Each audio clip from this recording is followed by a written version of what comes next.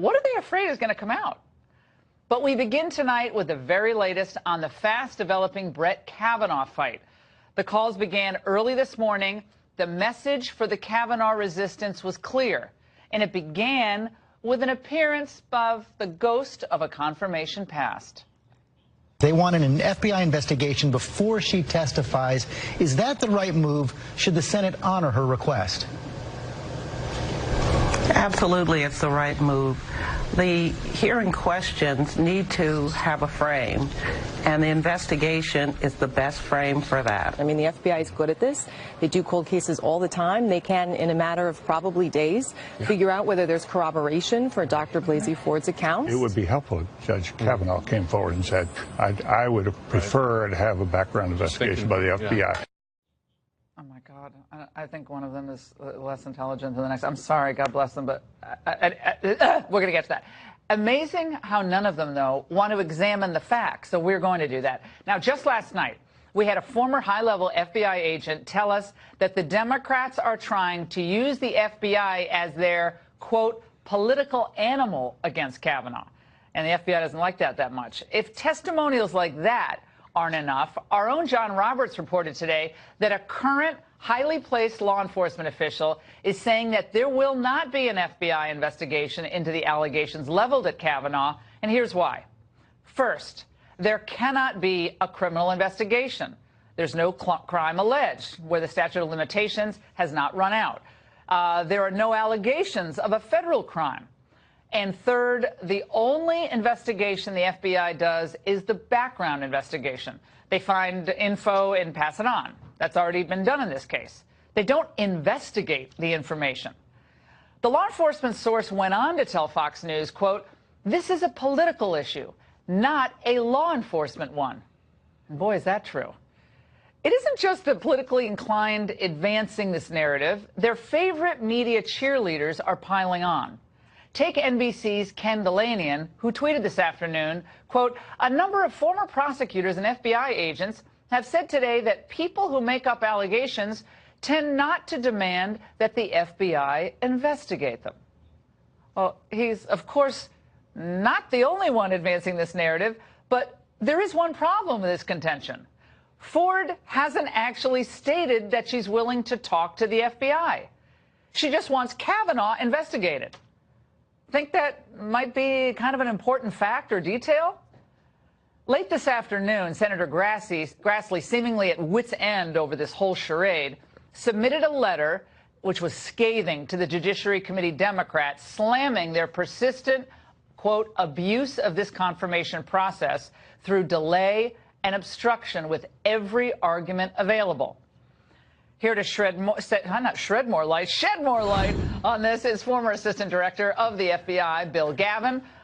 Bill, it's great to have you on tonight. You were called out, by the way, by Ken Dilanian, which we will play in a moment. But your reaction to where we stand now with the drumbeat, it's this incessant drumbeat for FBI involvement. Bill. Laura, I'm amazed at this whole thing. Number one, everybody's calling for an investigation. An investigation of what? There is no predicate offense for the federal government in the form of the FBI to conduct any investigation. An investigation, if there was a rape or a sexual assault, should have been done by local authorities, and everybody knows that the statute of limitations has run on that now. That's number one. Number two, background investigations, it's over, it's done. Now, could the White House conceivably say, we'd like you to open it up again? They could, but it's not going to happen. In this particular case, what could come from opening the background investigation again? We go out and interview who? Number one, the alleged victim has been offed by Senator Feinstein, where she produced a heavily redacted letter that really hints at something that nobody knows what happened. Number two, Judge Kavanaugh has already given his point of view. Number three, his friend has already alleged that I have no knowledge of anything like this, nor would I think that Judge Kavanaugh would do anything like that. What they're trying to do is put the FBI in a jackpot. It's a no-win situation for the Bureau. You go out and nothing is found, they're going to say you didn't do your job. You're only supporting the contention. You're all Republicans, and that's the end of it. But I got to say, Ken Delanian from NBC, it took you to task on that analysis. I want to play it for you, and then, Bill, get you to react on the other side. Let's watch. My sources are frankly presenting another view than the one you just heard from Bill Gavin, which is that the FBI absolutely could investigate this, not as a criminal matter, but as part of their role background checking federal nominees. But they could only do that if the White House asked them to look into this allegation. And if the White House did ask them to do that, they would be perfectly capable of shedding some light on this. So this is the rub. It's the president. It always goes back to President Trump. If President Trump really cared about women and to protect women and cared about sexual assault allegations, he would demand that the FBI, I guess, go back and, again, find every house with a pool in Chevy Chase, Maryland or something, and then try to get these old Georgetown prep kids to rack their brains about, some keg party 36 years ago. But they're trying to put this on Trump. Is there any validity to that point? No, there is no validity to that point at all. What he says, you could dig up. Who are you going to dig? There's nobody that can tell you anything at this particular point in time. And then he said something about the fact that you could put them under oath. You don't put anybody under oath in a situation like this. You obtain the facts, feed them to the White House or to the Congress, and let them do what they want. It just seems to me this is political. Years in the, This is political. That's 28 years in this law enforcement business. That's all they're trying to do is delay the vote and do it any way they possibly can. I probably shouldn't be sitting here saying that, but that's the exact way I feel, and that's what's going on here. Bill, I think it's the way a lot of Americans feel tonight, and thanks so much for being here. And in the American justice system, the burden of proof should be on the person leveling the accusations. But in the case of Brett Kavanaugh, it seems that his political opponents want it the other way around. Take this, for instance. Late last night, a second corroborating witness came forward with a letter to Senator Chuck Grassley's office. Patrick J. Smythe, who attended Georgetown Prep with Kavanaugh and believes he was the person labeled PJ in the account Ms. Blasey Ford gave to the Washington Post, he vehemently denied that the party she described ever happened. He further vouched for Kavanaugh's character. Now, this huge development received very little pickup in the more dominant so-called mainstream press, and even by CNN, who broke the story. So the question here is why? Here where the answers are Greg Nunziata, a former chief nominations counsel to the Senate Judiciary Committee, along with Gail Trotter, an attorney and spokeswoman for the Judicial Crisis Network. Greg, let's start with you. Your reaction tonight to the latest developments, specifically, again, the attempt to kind of, I'm so sick of the word weaponize, but it is kind of weaponizing the FBI and what has clearly become a political calculation for the Democrats. Yeah, that appears to be what's happening here, and it's painful for me to watch. I mean, I used to supervise the background investigation process in the Senate Judiciary Committee. There's a process there. It's confidential. It keeps the politics out of it, keeps the cameras away, and it gets to the bottom of allegations like this. It's designed to avoid politics and to get to the truth. And the Senate Democrats here clearly chose to go another way and to make it about politics in a way that's very unlikely to yield any truth. Gail, Senator Kirsten Gillibrand, who has been a big champion of the Me Too movement, spoke out today with a lot of passion. Let's watch. They are creating a false choice. They are trying to bully her into testifying on Monday before a full FBI background check is completed. Without the benefit of an FBI investigation where it's nonpartisan and objective, and without the benefit of corroborating witnesses being able to testify, it's a sham hearing. And I don't think she should participate in it. Shouldn't participate. Sham hearing. A couple days ago, they were asking for her to testify.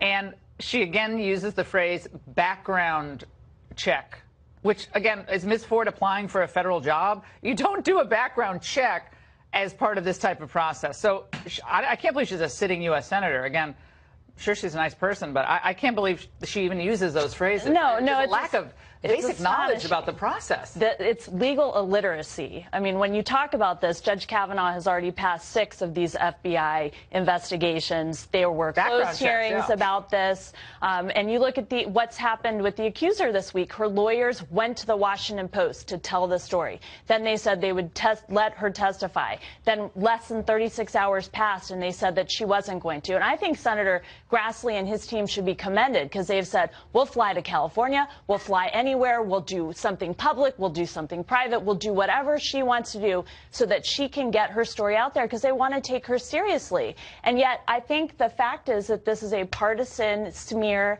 and attempt to delay, and it's all falling apart. Yeah, Senator Mazie Hirono, who's also been very vocal on this, she spoke out as well. Let's watch. The latest being a letter from the chairman to the Democrats saying, we have done everything we can to contact her. That is such I can hardly stand it.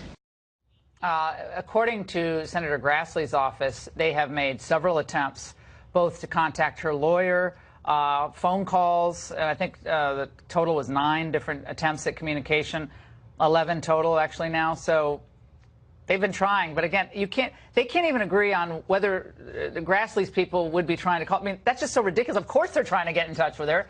But, I mean, they know Grassley's number 2 if she wanted to testify. Correct, Greg? Correct. And the Democrats and their staff have refused to participate in the investigative efforts that are going on right now. They're not taking part in the interviews of Judge Kavanaugh about these allegations. They're boycotting everything. So to take the position that somehow the Republicans aren't taking this allegation seriously, when it was the Democrats that sat on the allegation for weeks, and now the Democrats are obstructing any effort to look into them in the committee process where it's supposed to happen. And Gail made this point, Greg, I really want you to chime in on this, that Senator Grassley, and even I think President Trump said, we want to hear from her today. He said, we want to hear from her, which I thought was really good. And he said, and he's like, well, like to get this done, but he said take as much time as you need, kind of. Like, he seemed to be even going farther than Grassley did. Yes. Grassley said, we'll do it on the phone. Well, it's like a Dr. Seuss play. We'll do it on the phone. We'll interview on the phone. We'll interview in person or in private. We'll do a conference call, whatever.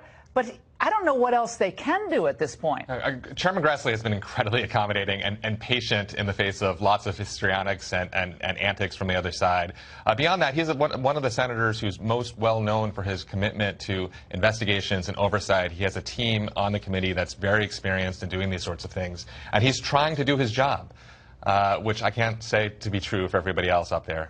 Gail, again, the other so-called corroborating witness, this Patrick Smythe, I think it's Smythe, might be Smith, he says, as far as he knows, he never seen any type of behavior like this on Brett Kavanaugh's part, but he was in the notes. So every person she cites, this other judge character, and then both of them are actually opposing her view on this. So this case has fallen apart. Right, and I think you have to take the overwhelming amount of evidence that anyone who knows Judge Kavanaugh, and there's so many people who do, none of them believe that this is a credible allegation. What happens Friday? I don't know.